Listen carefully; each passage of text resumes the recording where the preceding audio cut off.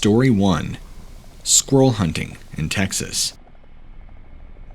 1978. The first visual experience that I ever had came deep in the woods from the road. I had walked about a mile down in the woods where I came upon a flat. I could see all the way through the flat to the other side, which was roughly 175 yards. On the other side of the flat was a stand of reset pine, all about 15 feet tall, with dead grass underneath. Immediately, I noticed something laying underneath a pine tree across the flat. At first, it looked like the area below the tree and the trunk of the tree had been burnt out. As I eased closer, it began to look like a gorilla laying under the tree. I am a pretty stealthy person in the woods, and I told myself, I am just seeing things, but I'm going to try and get closer to this thing, just to prove to myself that I am not seeing this.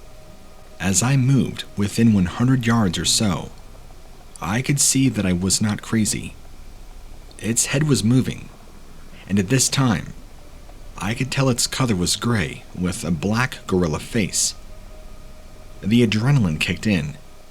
I checked my gun, put some trees between myself and this thing, and proceeded to try and get closer, peering around the trees every few feet just to see if it was still there.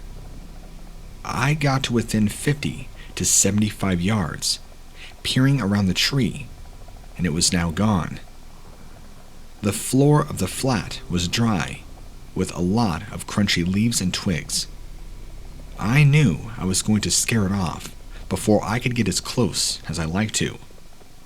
After I noticed that it was gone, I sat down in the flat for about an hour and did not see any wildlife at all. I then got up and went over to the area where I had seen it and was hit with that smell. The grass was mashed down underneath the pine. At first, I don't think that I knew it was there, because it was moving its head and acting unconcerned. As I tried to sneak up on it though, it definitely sensed my presence, or heard me crunch a twig. I know that it never visually made me out, because I kept trees between myself and it the entire time. 1979. It had rained sometime between 3 a.m. and when I had set out to go squirrel hunting. It was very foggy and misty on this morning, and the woods were damp and quiet. I came upon a large thicket and sat down against a tree at the edge of the thicket. Instantly, I began to smell something. As it got lighter out, light enough to shoot, I could hear something in the thicket. Also, I noticed there were no squirrels moving. I thought that there were some hogs in the thicket. I sat in this spot longer than I normally would sit somewhere without seeing anything, because of the sounds that I heard coming from the thicket. About mid-morning, I was hearing something sniffing the air, making low, deep grunting sounds. This was no hog. I decided to play a trick that I have used before on game in thickets and throw a 2-foot section of a dead limb over and beyond the sounds, hoping to flush it out to my side. When I did this, it made a deep and louder primate type grunt right at me. The sniffing of the air also became more pronounced, and no hog breaths like this. I then threw another stick into the thicket and received the same grunts and sniffing, only louder. About 20 minutes later, I heard it moving through the thicket, and then heard a huge 2-legged splash into a body of water on the other side, followed by grunts and heavy breathing. There is no doubt in my mind what I had encountered was a Bigfoot in the thicket. Although I never saw him, This was something I had never experienced in the woods before. After the splash and exit, I made my own hasty exit back to the road. Story 2. Nearly colliding with a Bigfoot. January of 2004. My girlfriend at the time and I were on our way to visit family in Texas. We share an apartment in a suburb of Houston. The quickest route to my mom and stepdad's house is through Cleveland, Texas, and we take 105 from there to Almost Counts. Around midnight, we left from Kingwood and traveled through Cleveland onto 105. We had been on the 105 for about 20 minutes, about 45 minutes from Kingwood. We were approaching the Trinity River bottom when I noticed something in the center of the road. My girlfriend was dozing beside me, and I yelled, thinking we were about to be in an accident. She sat up and screamed that we were about to hit him. I locked the brakes of her truck up, and when I did, whatever it was stood up in the road and started to run to our right, towards the woods. My girlfriend began to open her door, and I grabbed her to stop her. She yelled that it was a Bigfoot. I had heard of them. I mean, who has not? But to be honest, until that very moment, I would have never believed that they existed. By the time I looked up from her, the creature was standing on the side of the road, watching us. When she opened her door, the creature made like a squalling sound and turned into the woods. I think it was around 7 feet tall. I'm not too sure. I do know it was quite a bit taller than myself. It was black in color, but it had what looked like mud on its legs and arms. The fur or hair was long. It was on my girlfriend's side of the truck, about 10 feet away, and she said its hands were long and the thumbs were not right. I'm not sure what she meant, other than they looked longer, I think. To be honest, not too sure how to describe that. Where the thing was squatting in the road was a doe that had been hit by the car. I'm not sure if it was looking or feeding on the doe, but it had been moved by it. You could see where the creature had shifted the animal on the road, or at least it looked like that when I got out to look. I've read on the BFRO, when I decided to post my incident, that there was another lot of other times. When we got out, I really could not remember any other thing, or any other odor, or anything else that was strange. I'm not too sure of what else to tell. Story 3. Running Away. My wife and I were crossing the Trinity River on the Highway 101 just before sunset on May 29th, 2004, after having been to a baseball game. The west bank of the Trinity was a long sandbar, and there were a few people, roughly 10 to 15, spread out alongside the sandbar, doing various things. There were a few kids and a dad camping, 2 guys sitting on a tailgate. There was a couple farther down fishing, and there was another truck backed up to the sandbar with its stereo playing. My wife and I drove down to the sandbar, had to engage the 4-wheel drive to avoid getting stuck, and turned around to go back to the highway. We got back out on the highway, and my wife asked me to drive on across the bridge to the other side. I did so. My wife saw that she called a waterfall off the left side of the bridge.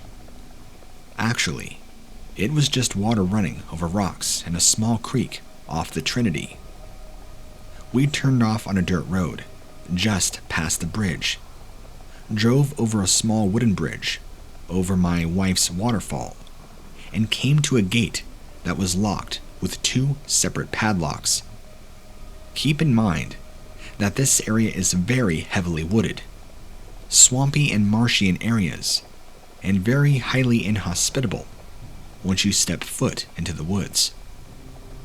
At the gate, we got out of my truck, climbed the gate just to look around the area. We could hear the music and the kids playing across the river, probably a quarter of a mile back across the bridge.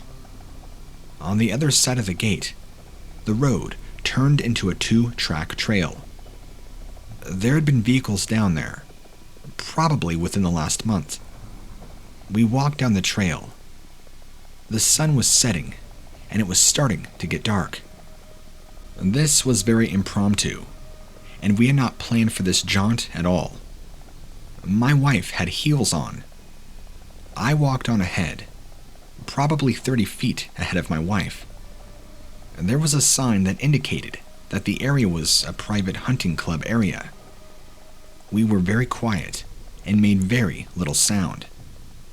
It was then that I saw it, about 40 yards down the trail, where the trail turned sharply to the left.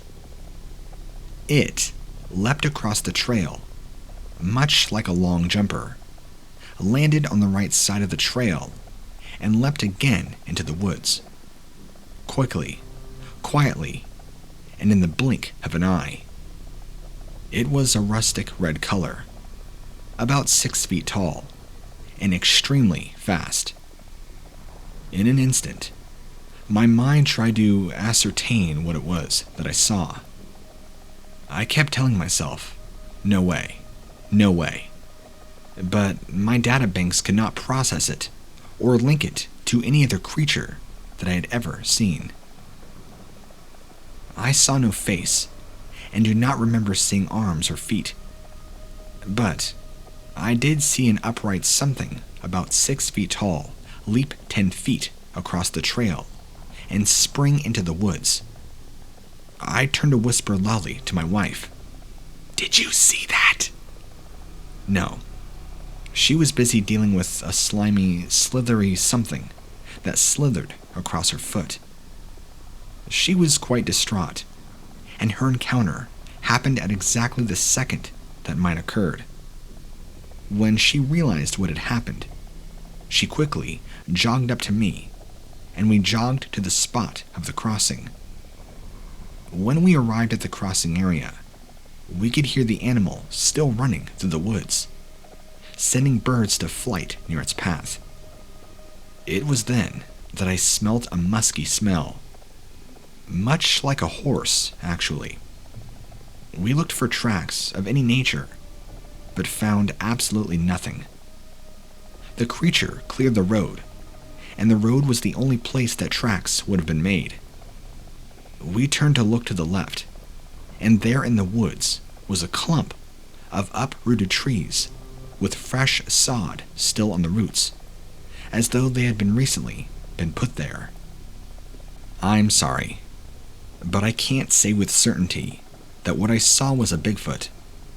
But I can say with certainty that what I saw was, number 1, rustic orange-red. Number 2, approximately 6 feet in height.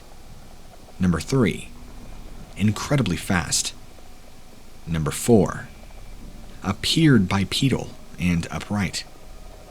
Lastly, number 5, not a deer, coyote, cat, horse, human, fox, bear, wolf, hog, dog, or any other indigenous animal that I have ever seen in Texas. And I was raised in the backwoods of East and Central Texas. We had no cameras with us, but even if we had, the creature was way out of sight before I could have ever drawn any camera, and he was way too fast for any hope of pursuit. We summarized that perhaps he had been watching the people across the river from a very safe and secure position until he saw us coming up the road, at which time he fled in a panic. He probably saw us long before we saw him. When I first saw him, He was in midair, leaping across the road. He touched down, sprung up and into the woods. We heard him for a few seconds after we arrived at the crossing area, and then it went silent, save for the people noises from across the river. We thought that he may have stopped and surveyed us from a hidden position. We looked around for just a few minutes and had to return to the truck. It was getting dark in a hurry, and we were largely unequipped. If you or someone you know has a story or encounter they would like to share with me or have me read on this channel, please submit it to stories@whatlurksbeneath.com. You can find the email in the description below.